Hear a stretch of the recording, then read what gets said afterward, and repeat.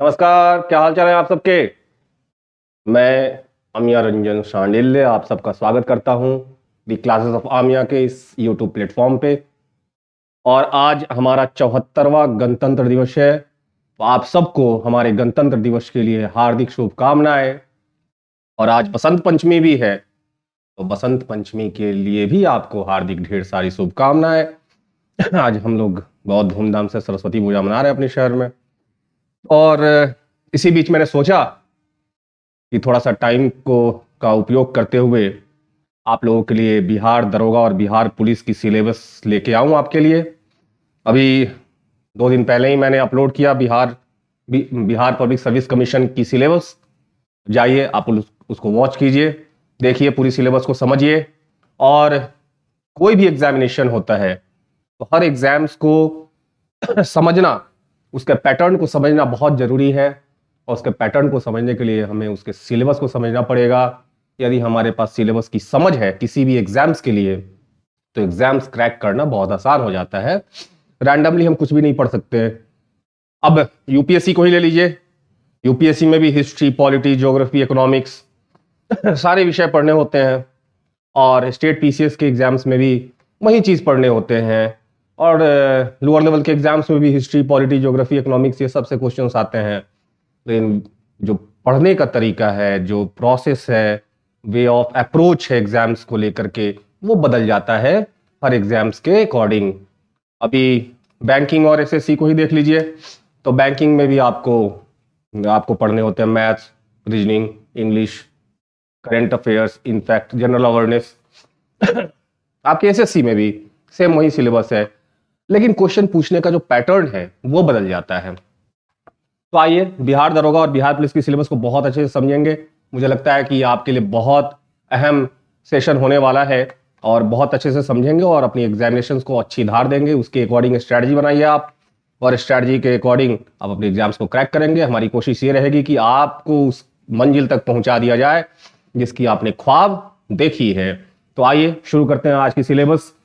तो पहले हम बिहार दरोगा की सिलेबस को हम लोग देखेंगे, और बिहार दरोगा की सिलेबस को के बाद बिहार पुलिस की सिलेबस को एक एक करके देखेंगे हम लोग। तो आइए जरा सा देखें हम लोग कि बिहार दरोगा की सिलेबस किस प्रकार से है। बिहार दरोगा, बिहार दरोगा का सिलेबस। तो पहले विषय देख लूं जरा सा कि कौन कौन सी विषय पूछी जाती हैं इसमें। विषयवार जो है वो, और क्वेश्चंस कैसे पूछे जाते हैं, कितने नंबर ऑफ क्वेश्चंस किससे पूछे जाते हैं अप्रॉक्स। एग्जैक्ट तो इतने ही नंबर्स के क्वेश्चन ही पूछे जाते हैं, लेकिन हम कह सकते हैं कि इसके अराउंड में क्वेश्चंस पूछे जाने की एक पैटर्न रही है, तो उसको हम लोग फॉलो करेंगे। तो पहले हमने देखा हिस्ट्री को मैं देख लूं। थोड़ी सी मौसम के कारण थोड़ी सी मौसम की मार लगी है, तो तबीयत नासाज लग रही है मेरी। फिर भी आपके लिए मैं हाजिर हूं इसको लेकर के, क्योंकि ये बहुत जरूरी है आपके लिए। बहुत जल्दी आप सबको पता है कि बहुत जल्दी बिहार दरोगा और बिहार पुलिस की वैकेंसी आने वाली है। बिहार दरोगा इनफैक्ट 23,000 के करीब में बिहार दरोगा की वैकेंसी फेज वाइज आएगी, और अप्रॉक्स 70,000 के अप्रॉक्स में बिहार पुलिस की वैकेंसी है, जो एक बार में नहीं अलग अलग फेजेस में आएंगी। और इनफैक्ट बीपीएससी ने भी अनाउंस कर दिया 46,000 वैकेंसीज, इंजीनियर्स की, सिविल सर्विसेज की, डॉक्टर्स की, जेई की, सब कंबाइंड वे में बीपीएससी 46,000 वैकेंसीज देने वाली है। तो हम सबकी सिलेबस को समझना जरूरी है। तो क्योंकि इतना बड़ा मौका आने वाला है आप लोगों के लिए, खासतौर पे बिहार के बच्चों के लिए, ये वैकेंसीज जो है आपके लिए बाहर लेके आएगी, तो समझना जरूरी है सिलेबस। और फिर हम लोग इसके अकॉर्डिंग बैच अनाउंस हो चुका है इनफैक्ट हमारे इंस्टीट्यूट में। बिहार दरोगा और बिहार पुलिस की बैच 30 तारीख से, आने वाले 30 जनवरी से अनाउंस्ड है। और बीपीएससी पीटी 69 बीपीएससी पीटी के लिए भी एक बैच अनाउंस्ड हमने कर दिया है। और फाउंडेशन बैच एक सुबह में हमने स्टार्ट किया। सुबह में 6:30 to 7:30 हमने एक फाउंडेशन बैच स्टार्ट किया है। जो ग्रेजुएशन के फर्स्ट पार्ट, सेकेंड पार्ट में है, वो उसको ज्वाइन कर सकते हैं। जिनका टारगेट 69 बीपीएससी है, उनकी टाइमिंग सुबह में 9 o'clock से है। और बिहार दरोगा की जो बैच है वो 10:30 से आपकी चलेगी। तो आइए हमारे पास ज्वाइन कीजिए और अपनी मंजिल को पाइए। चलिए सिलेबस देखते हैं हम लोग। सिलेबस एक एक करके। तो हिस्ट्री में सवाल लगभग अप्रॉक्स जो पूछे जाते हैं वो 18 क्वेश्चन है। 18 थोड़ा बहुत एक दो ऊपर नीचे हो सकता है। फिर जो है ज्योग्राफी से अप्रॉक्स, और खास तौर पे हमें इंडियन ज्योग्राफी और बिहार ज्योग्राफी के ऊपर खास फोकस करनी है। उसमें भी इंडियन ज्योग्राफी से ज्यादा क्वेश्चन पूछता है। वर्ल्ड ज्योग्राफी पे कुछ खास ध्यान नहीं देना आपको इस एग्जाम्स के लिए, इंडियन ज्योग्राफी पे आपको फोकस करना है। फिर आपकी आ जाइए इकोनॉमिक्स। इकोनॉमिक्स से क्वेश्चंस जो है वो अप्रॉक्स 10 क्वेश्चंस होते हैं। फिर आपके पॉलिटी आपकी हो गई, तो पॉलिटी से आपके क्वेश्चंस पूछे जाएंगे। नोट डाउन कर लेंगे आप अपनी नोटबुक में, अपने नोटबुक को और पेन को लेके बैठिए और नोट डाउन करिए इस सिलेबस को।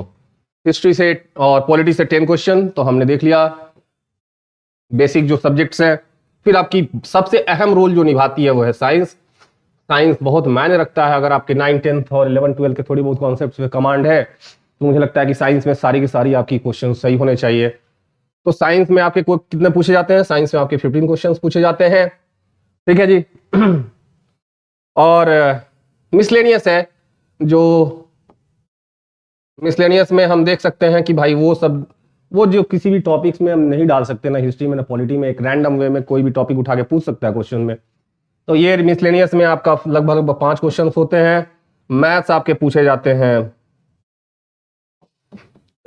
5 प्लस माइनस प्लस हम कर सकते हैं 5, 10 तक ये क्वेश्चन पूछे जा सकते हैं। और करंट अफेयर्स है, करंट अफेयर आपके पूछे जाते हैं लगभग 20 करंट अफेयर आपके पूछे जाते हैं लगभग 20। और बिहार स्पेशल, क्योंकि बिहार दरोगा का एग्जाम है तो बिहार स्पेशल जो है वो पूछे जाते हैं आपके लगभग 5 क्वेश्चन। तो इस तरह से हमने देखा कि सब्जेक्ट जो है विषयवार कैसे सिलेबस है, किन सब्जेक्ट से कितने क्वेश्चन पूछे जाते हैं। तो आपको फोकस किसके ऊपर करना है? आपको फोकस बेसिकली करना है हिस्ट्री देखिए पूरे के पूरे 18 क्वेश्चंस है। फिर ज्योग्राफी है आपके 12 क्वेश्चंस है, इसके ऊपर खास फोकस कर सकते हैं आप। साइंस है आपका विशेष फोकस रहना चाहिए साइंस के ऊपर। करंट अफेयर आपको पढ़ने की आदत डालनी पड़ेगी रोज। आपकी आदत क्या है? आप लोग जो है वो जो है कंपाइलेशन खरीदते हैं साल भर की और उसको पढ़ते हैं आप लोग। इससे बेहतर है कि आप daily to daily current affairs पढ़ने की आदत डालें। और सबसे आसान तरीका है न्यूज़पेपर के थ्रू न्यूज़पेपर पढ़ने की आदत डालें आप लोग, आपका करंट अफेयर एक भी नहीं छूटेगा। ठीक है, तो ये तो आपका हो गया सब्जेक्ट वाइज। अब जरा सा देखें जरा हिस्ट्री में क्या क्या पूछते हैं ये लोग।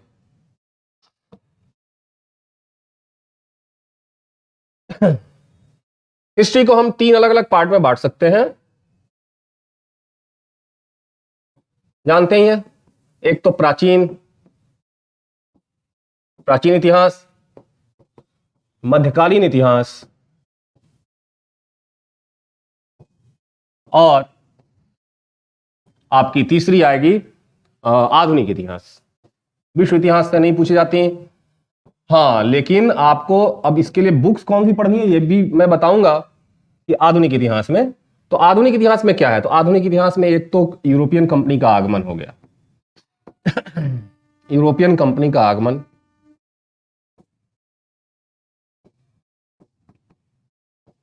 उसके बाद आपको पढ़ना है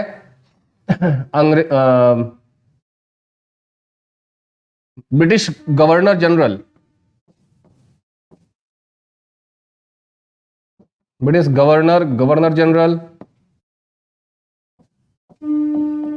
और वायसराय जो अभी तक हुए थे 1772 से लेकर के और 1947 तक जितने भी गवर्नर हुए हैं, जितने भी गवर्नर जनरल हुए हैं और जितने भी वायसराय हुए हैं, उन सब ने क्या क्या काम किया है उन सब पे विशेष फोकस रखना है।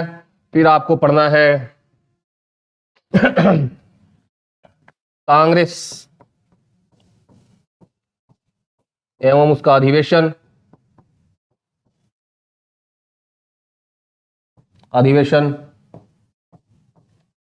फिर आपको पढ़ना है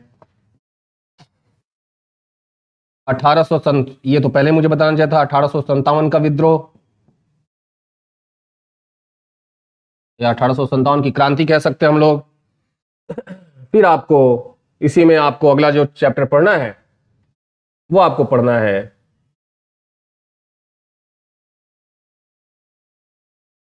वो आपको पढ़ना है गांधी युग। गांधी युग बहुत महत्व रखता है, गांधी युग से ही क्वेश्चन ज्यादा आते हैं। फिर गांधी युग, फिर आपको आदिवासियों किसान आंदोलन, आदिवासियों किसान आंदोलन, ये आपको बहुत अच्छे से कर लेना है। फिर आपको पढ़नी होगी पत्रिकाएं, पत्र एवं पत्रिकाएं,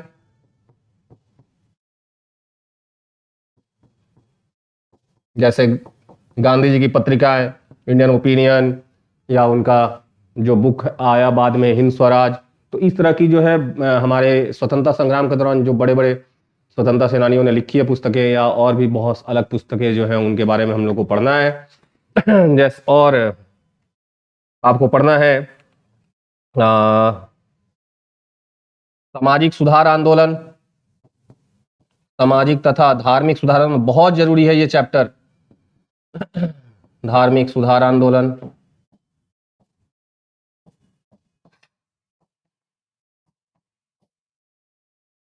सामाजिक धार्मिक सुधार आंदोलन पढ़ना आपको, जिसमें आपको ब्रह्म समाज, देव समाज, प्रार्थना समाज, philosophical society, Arya Samaj, Ramakrishna mission, इन सब के बारे में डिटेल में पढ़ना है आपको। दयानंद सरस्वती, स्वामी विवेकानंद, इनके बारे में आपको समझना है। फिर आपका आ जाएगा,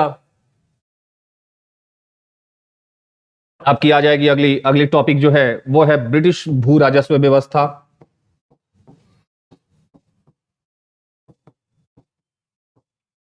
राजस्व व्यवस्था, ठीक है। तो लगभग लगभग यही टॉपिक से क्वेश्चन पूछे जाते हैं। फिर आपकी पूछी जा सकती है विभिन्न संधियां,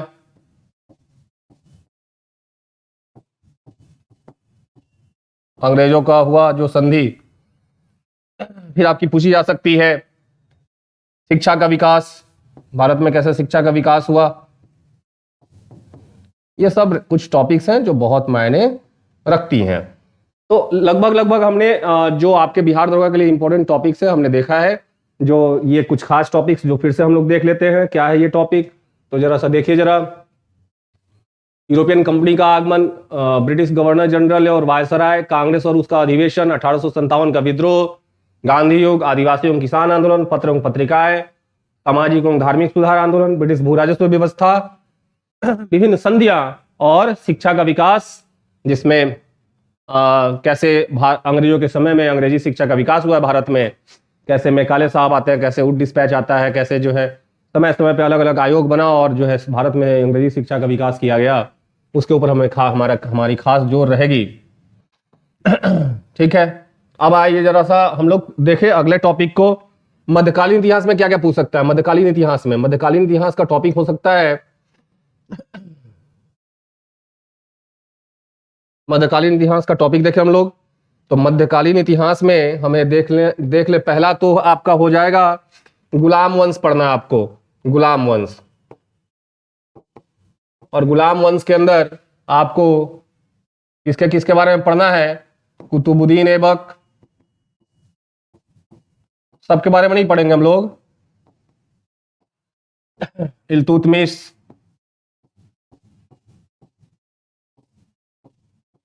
फिर आपको पढ़ना है रजिया सुल्तान,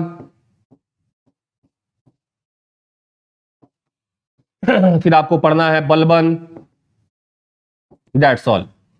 तो गुलाम वंश के बाद आपको पढ़ना है खिलजी वंश के बारे में। खिलजी वंश देखें हम लोग जरा। खिलजी वंश में आपको विशेष फोकस रखनी है अलाउद्दीन खिलजी के ऊपर, अलाउद्दीन खिलजी के ऊपर। अलाउद्दीन खिलजी ने जो कार्य किया, बाजार की मूल्य नियंत्रण प्रणाली हो, या उनकी सैनिक व्यवस्था हो, या उनकी जो राजस्व व्यवस्था, भूमि राजस्व व्यवस्था हो, उन सब पे खास फोकस रखनी है। क्या उन्होंने, उनके दरबार में कौन कौन से कवि रहे, कौन कौन से इतिहासकार रहे, उन्होंने कौन कौन से स्थापत्य कला में क्या योगदान दिया, जैसे अलाई दरवाजा का निर्माण करवाया उन्होंने, अलाई दरवाजा कहाँ पे है, ये सब क्वेश्चन खासतौर पर अलाउद्दीन खिलजी के संदर्भ में हम लोग ध्यान रखेंगे। फिर हम लोग आएंगे तुगलक वंश में, और तुगलक वंश में खास तौर पे हमें ध्यान रखना है मुहम्मद बिन तुगलक, मोहम्मद बिन तुगलक और फिरोज शाह तुगलक। इन दोनों के ऊपर विशेष ध्यान रखेंगे, मोहम्मद बिन तुगलक और फिरोज शाह तुगलक। बाकियों के बारे में भी पढ़ना है, ऐसा नहीं है कि बाकी छोड़ के चलेंगे हम लोग, लेकिन ये विशेष फोकस रखना है हमें मोहम्मद बिन तुगलक और फिरोज शाह तुगलक के ऊपर। फिर तुगलक वंश के बाद हमें आएंगे तो लोधी वंश के ऊपर आएंगे। सैयद वंश में कुछ खास नहीं पढ़ना। लोधी वंश, तो लोधी वंश में खासतौर पे सिकंदर लोधी और इब्राहिम लोधी के बारे में विशेष फोकस रखेंगे। और किसने स्थापना किया तो हमें देखना ही है। इब्राहिम लोधी जो है साहब अंतिम जो सुल्तान रहे सल्तनत काल के, उनके बारे में विशेष फोकस रखना है। और तब हमारा आएगा सबसे अहम मुगल काल का सबसे अहम चैप्टर, जो तो रट जाना है, चाट जाना है, एक एक फैक्ट जो है इसके आपके जुबान पे होने चाहिए, वो है मुगल काल। और मुगल काल में हम बाबर से लेकर के बाबर के बाद फिर हुमायूं के बाद फिर अकबर के बाद फिर जहांगीर के बाद फिर हम शाहजहां, और शाहजहां के बाद हम फिर औरंगजेब तक जो है ये कंप्लीट करेंगे, तब जाके हमारा ये कंप्लीट होगा। ठीक है, तो मुगल वंश में और औरंगजेब के बाद के जो मुगल सम्राट रहे हैं उनके बारे में हम एक चैप्टर और ऐड कर देते हैं यहाँ पे, मुगलों का पतन, जो हमें पढ़ना है। किसमें? मुगलों का पतन पढ़ना है हमें आधुनिक काल में, क्योंकि औरंगजेब के पहले और औरंगजेब के बाद ये दो अलग अलग हिस्सों में खंड में बटा हुआ है, पूर्व मुगल काल और उत्तर मुगल काल। तो उत्तर मुगल काल में कैसे जो है नालायक लोग आते हैं, जो औरंगजेब की नीतियां भी जिम्मेवार रही उनके पतन का, और आने वाले जो वंशज रहे, आने वाले जो जनरेशन रही, कैसे उनकी नीतियों के कारण जो है मुगल जो है एक बड़े साम्राज्य से एक खंडहर में बदल गया। इनके बारे में विशेष हम ध्यान देंगे। ठीक है, फिर हम आगे बढ़े जरा सा। तो अब मुगल काल हो गया, आपको फिर पढ़ना है इसमें आपको पढ़ना है भक्ति आंदोलन एवं सूफी आंदोलन। भक्ति एवं सूफी आंदोलन बहुत इंपॉर्टेंट चैप्टर है ये। मध्यकाल में जो भक्ति आंदोलन हुआ उसमें क्या खास बात थी। फिर विदेशी यात्रियों के बारे में थोड़ा देखेंगे। यात्रियों, फिर हम विभिन्न संधियों के बारे में देखेंगे, कौन कौन सी उस समय की महत्वपूर्ण संधियां रही हैं। विभिन्न युद्ध और संधियां दोनों देखेंगे। विभिन्न युद्ध एवं संधियां,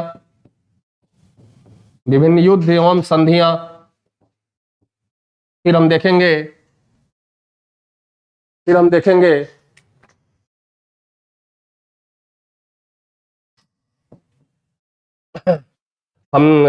उसके बाद अगला है आपका एक और इंपॉर्टेंट चैप्टर आपका छूट रहा है, वो है विजयनगर साम्राज्य।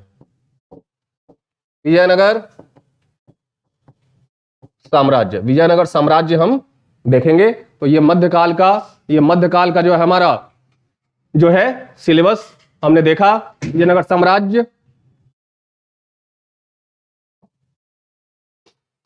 ठीक है, तो इसी के साथ हम लगभग हमने देख लिया। हो गया, मुगल काल में इतना काफी है, इससे ज्यादा बाहर कुछ पूछने वाला है भी नहीं आपके दरोगा के एग्जाम में। फिर हम आइए प्राचीन में, हम आते हैं प्राचीन में क्या है। तो ये सिलेबस एक बार हम और ओवरव्यू कर लेते हैं ना, एक बार हम देख लेते हैं। और तो भाई साहब आपको पढ़ना है गुलाम वंश के अंदर चार खास जो है वो सुल्तान रहे, वो है कुतुबुद्दीन ऐबक, इल्तुतमिश, रजिया सुल्तान और बलबन। फिर हमें खिलजी में अलाउद्दीन खिलजी के ऊपर विशेष ध्यान देना है, क्योंकि अलाउद्दीन खिलजी ने अपने राज्य के दौरान, अलाउद्दीन खिलजी एक ऐसा सुल्तान रहा जिसने एक समय में ही अपने आप को डिफेंड किया है मंगोलों के आक्रमण से, और उसी समय अपने साम्राज्य का विस्तार भी कर रहा था। तो ये उसकी सबसे बड़ी खासियत थी। और सिर्फ साम्राज्य का विस्तार ही नहीं किया, उसने प्रशासनिक सुधार इस हद तक किया कि वो इतिहास में अपना नाम दर्ज करा दिया। ऐसे तो अलाउद्दीन खिलजी को हम जनरली हम जब अलाउद्दीन खिलजी की बात करते हैं तो जिन्होंने मूवी देखा है पद्मावत, तो उनके दिमाग में रणवीर सिंह की फिगर तुरंत चली आती है, लेकिन ऐसा नहीं है। अलाउद्दीन खिलजी ने अपने शासन के दौरान बहुत सारे ऐसे कार्य किए हैं जो आने वाले समय में वो एक रास्ता दिखाया बाकी बाकी सुल्तानों को। जैसे सैनिकों का हुलिया रखना या घोड़ा दागने की प्रथा, बहुत सारी चीजें हैं जो हम लोग क्लासेस में करेंगे। हम लोग क्लास के दौरान हम लोग देखेंगे अलाउद्दीन खिलजी के कार्य को। फिर तुगलक वंश में हमें मोहम्मद बिन तुगलक और फिरोज शाह तुगलक को विशेष ध्यान देखना है।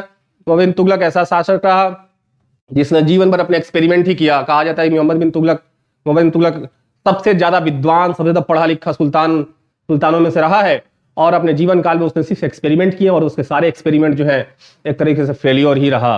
तो हम देखेंगे उनको विशेष तौर पे फिरोज शाह तुगलक है। फिर लोदी वंश में सिकंदर लोदी और इब्राहिम लोदी के बारे में हम देखेंगे। बहलोद लोदी के बारे में भी थोड़ा बहुत पढ़ेंगे ही पढ़ेंगे। फिर मुगल काल में सभी बादशाहों के बारे में पढ़ेंगे, बाबर, हुमायूं, अकबर, जहांगीर, शाहजहां, औरंगजेब। फिर भक्ति एवं सूफी आंदोलन देखना है हमें। फिर विदेशी यात्रियां देखनी है। फिर विभिन्न युद्ध और संधियां देखनी है। विजयनगर साम्राज्य देखनी है। और एक छोटा सा टॉपिक छूट गया, मैं सोच ही रहा था कि क्या छूट रहा है। शेर शाह, अरे भाई इसके बिना तो काम ही नहीं चलेगा मध्यकाल। शेर शाह का शासनकाल हमें तो देखना है। दूसरा जो अफगान साम्राज्य की स्थापना किया इब्राहिम लोदी के मरने के बाद, बीच में मुगल काल आया और मुगल काल में फिर हुमायूं को कैसे उसने पराजित किया और पराजित करके हुमायूं को यहाँ से भागना पड़ा और फिर से शेर शाह ने द्वितीय अफगान साम्राज्य की स्थापना की। तो शेर शाह के दौरान की गई कितनी सारी चीजें मुगल काल के दौरान रिपीट किया गया, अकबर ने उसी को फॉलो किया, उसको भी हम देखेंगे। अब आइए प्राचीन से ऐसे कुछ खास क्वेश्चन तो नहीं पूछे जाते हैं, फिर भी इतिहास का ये पार्ट है तो हमें तो पढ़ना ही पड़ेगा। तो प्राचीन में क्या देखना है हमें? प्राचीन में हमें देखना है, आइए प्राचीन को हम लोग देख लेते हैं।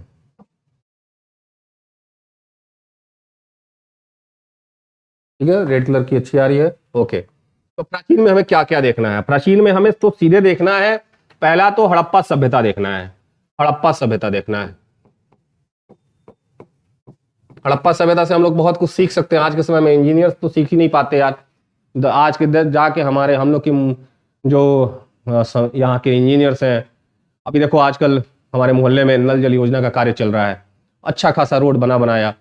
कभी कभी मैं सोचता हूँ कि सिस्टम्स में कितनी सारी लूप होल्स है, कोई कोऑर्डिनेशन नहीं है। पीडब्ल्यूडी और जो है इरिगेशन, जो हमारी जो जल मंत्रालय है, जल विभाग है जो नल जल योजना को संभालती है, कोई कोऑर्डिनेशन नहीं है। अब बना बनाया रोड को मतलब इन्होंने खोद दिया है, क्या तो पाइप्स बिछाने हैं, और ये रोड बनाएंगे नहीं, रोड ऐसे ही जो है मिट्टी भर के चले जाएंगे।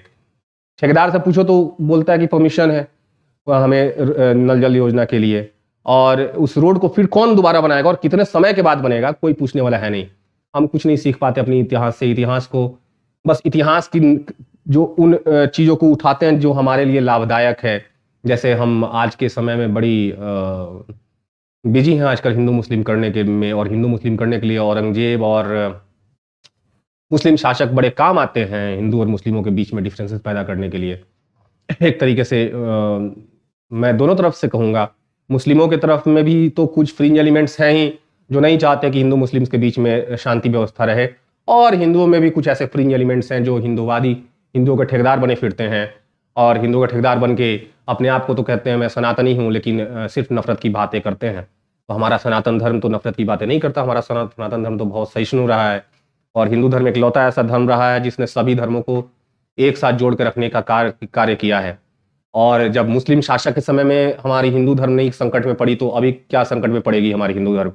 तो ये एक बस लोगों की भावनाओं के साथ खिलवाड़ किया जाता है। डेमागोग का ये काम है, भावनाओं को भड़काने वाले का ये काम है, जो साधु संत के भेष में और नेता के भेष में जो है हिंदू मुस्लिमों के बीच में बस डिफरेंसेस पैदा करके वोट बैंक अपना बनाना चाहते हैं।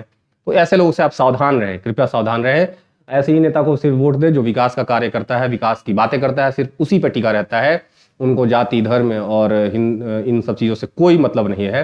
तो ऐसे नेता को चुने और ऐसे नेता को ही वोट दे। मैं किसी पर्टिकुलर पार्टी से नहीं जुड़ा हुआ हूँ, लेकिन मुझे धर्म की मामलों में डिफरेंसेस पैदा करने वालों से बहुत सख्त चिढ़ है। हर धर्म अपने आप में अनूठा है, और ख़ासतौर पे हमारा हिंदू धर्म तो सबसे ज़्यादा अनूठा है, सबसे ज़्यादा पुराना है, और हम उससे सीख नहीं पाते कुछ। बुराइयाँ जरूर सीखते हैं, क्योंकि हर धर्म में अपनी अच्छाइयाँ और बुराइयाँ हैं, तो बुराइयों को बड़ी जल्दी एक्सेप्ट कर लेते हैं हम लोग। अच्छाइयों को सीखने में बड़ी देर लगती है। जैसे कि आपको सबको पता है कि हमारा सनातन धर्म जब ऋग्वेद की रचना हुई और ये समय था पूर्व वैदिक काल में, तो उस समय हिंदू मुस्लिम सॉरी पुरुष और महिलाओं को समान समान दर्जा प्राप्त था, दोनों को समान अधिकार प्राप्त थे, इवन प्रशासन में हो या परिवार में हो, दोनों की समान हक हुआ करते थे। लेकिन जब उत्तर वैदिक काल आया, रूढ़िवादी काल आया, तो सब कुछ बदल गई, सब सारा सिचुएशन बदल गया। महिलाओं को घर में डाल दिया गया, उनको घर की वस्तुएं बना दी गई, एक चीज बना दिया गया, और हम रूढ़िवादिता की तरफ बढ़ते चले गए, अंधविश्वास की तरफ बढ़ते चले गए, बहुत सारी ऐसी चीजें एक्सेप्ट कर लिए, हमने अडॉप्ट किया, जो आने वाले समय में हमने एक तरीके से अंधकार युग में प्रवेश हम लोग कर गए। इस पर कभी फिर चर्चा करेंगे बहुत डिटेल में, हम लोग अभी सिलेबस की बात कर रहे हैं, तो इस पे हम लोग आते हैं। हड़प्पा की जो है नगर सभ्यता कितनी उन्नत थी, रोड इतने 90 डिग्रीज पे कटे हुए, हमारी उसकी ड्रेनेज सिस्टम इतनी शानदार हुआ करती थी, वहां के सिस्टम से हम कुछ सीख नहीं पाते। ठीक है, तो खैर हमें पढ़ना है इसमें हड़प्पा सभ्यता के बाद हम महाजनपद पढ़ेंगे, महाजनपद के बाद हम पढ़ेंगे स्पेशली मगध के बारे में, तो स्पेशल पढ़ेंगे मगध साम्राज्य के बारे में, और मगध साम्राज्य में भी हमें उसके बाद पढ़ना है जैन धर्म के बारे में, जैन धर्म के बाद हमें पढ़ना है बौद्ध धर्म के बारे में, और बौद्ध धर्म के बारे में फिर हमें पढ़ना है महत्वपूर्ण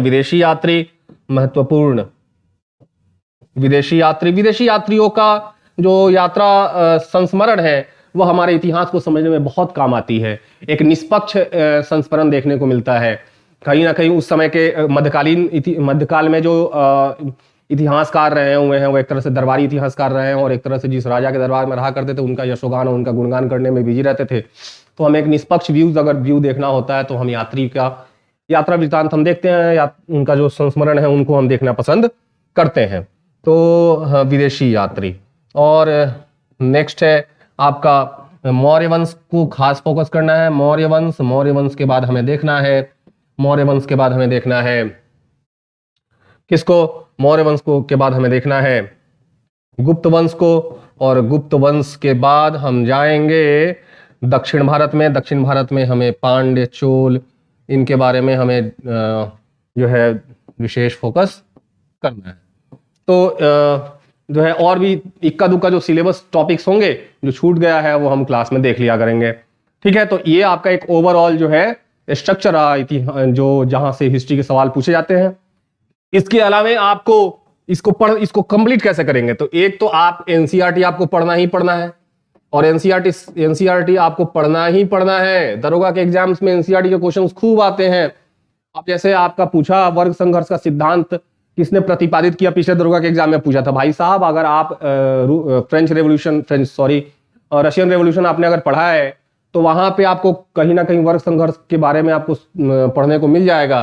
तो यदि आप एनसीईआरटी में है रशियन रेवोल्यूशन, एनसीईआरटी के क्लास 10th में, इनफैक्ट शायद क्लास 10th में ही है, तो आप जरूर एनसीईआरटी को कंप्लीट करें। एनसीईआरटी के अलावे कुछ बुक्स होंगे, जैसे आप प्रीवियस ईयर क्वेश्चंस तो जरूर सॉल्व करें, जैसे घटना चक्र के जब प्रीवियस ईयर क्वेश्चन आता है उसको आप लोग पढ़ें।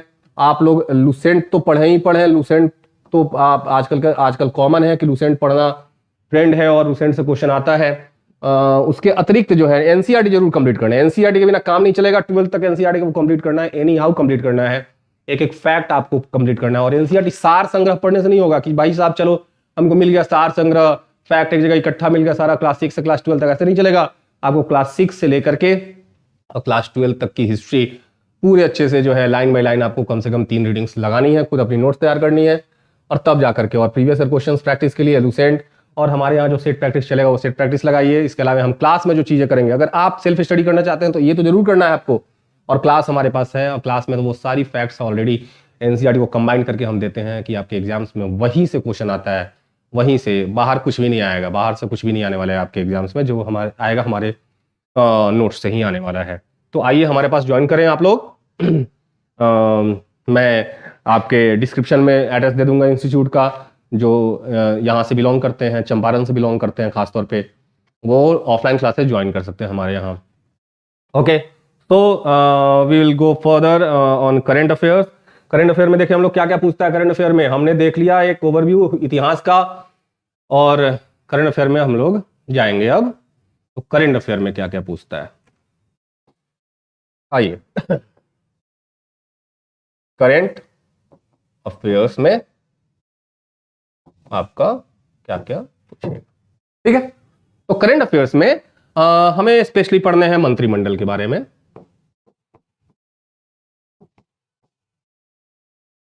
वो राज्य का, केंद्र का मंत्रिमंडल हो या राज्य का मंत्रिमंडल, केंद्र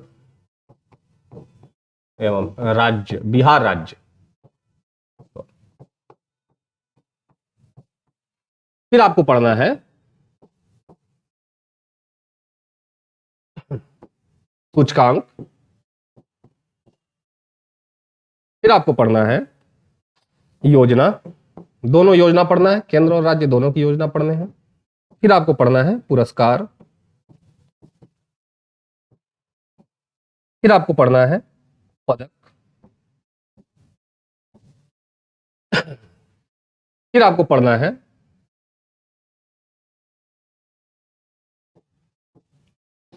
पोर्टल के बारे में। आजकल बहुत सारी पोर्टल्स बन रही हैं, सरकारी पोर्टल्स। दिवस, और दिवस का थीम क्या रहा, किस थीम पे वो दिवस मनाया गया। फिर आपको पढ़ना है खेल। फिर आपको पढ़ना है बुक्स एंड राइटर्स, बुक्स और राइटर्स, उसका राइटर कौन है। फिर आपको पढ़ना है सैन्य अभ्यास, सिर्फ भारत के संदर्भ में भारत कौन कौन सा सैन्य अभ्यास कर रहा है, किसके किसके साथ। फिर आपको पढ़ना है प्रमुख मोबाइल ऐप, प्रमुख मोबाइल ऐप, आजकल सारा जीवन ही ऐप पे टिका हुआ है। फिर आपको पढ़ना है प्रमुख नियुक्तियां, प्रमुख नियुक्तियां। फिर आपको पढ़ना है विभिन्न देशों के राष्ट्राध्यक्ष, प्रमुख सारे, अब इतने 200 से ऊपर देश है, सबके राष्ट्राध्यक्ष नहीं पढ़ने, इन कुछ कुछ महत्वपूर्ण तो पढ़ने ही पढ़ने हैं। राष्ट्राध्यक्ष, इनफैक्ट बीपीएससी को भी राष्ट्राध्यक्ष से बड़ा प्रेम है। उसके बाद आपके निधन, जीआई टैग,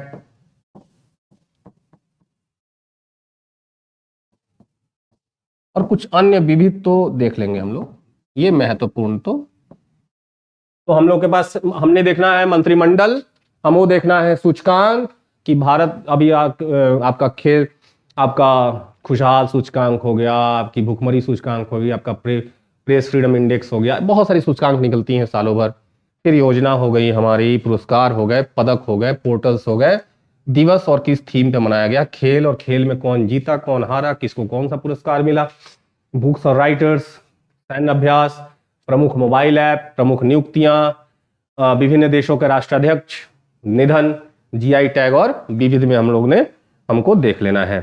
ठीक है, फिर हम आगे बढ़े और जरा सा देखें हम लोग। मुझे लगता है कि अगले पार्ट में मैं आधा सिलेबस लेके आऊं, क्योंकि बहुत बड़ा ये बन जाएगा वीडियो, तो पार्ट 2 के लिए इंतजार करें। तब तक पार्ट 1 में आपने इतिहास का और करंट अफेयर का सिलेबस देखा। नमस्कार, फिर मिलते हैं अगले वीडियो में। Thank you.